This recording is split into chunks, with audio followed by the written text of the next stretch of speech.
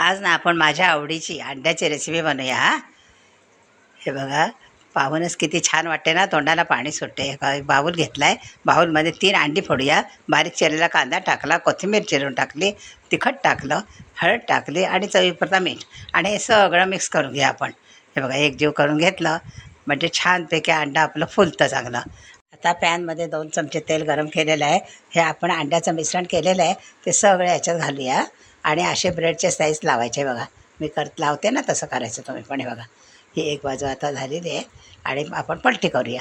पलटी केल्यानंतर पुन्हा वरून जरा मुलांना आवडतं ना म्हणून चीज घालूया. बघा, चीज घातलं, वरून कुटलेली मिरची घालूया आणि हे बघा हे असं फोल्ड करूया. दोन्ही बाजूने खरपूस असं भाजून घ्यायचं आहे. मस्तपैकी आपलं अंड्याचं सँडविच तयार आहे. माझ्या रेसिपी तुम्हाला आवडत असेल तर नक्की लाईक करा. हे बघा, देणारेही खुश आणि खाणारेही खुश, हो की नाही?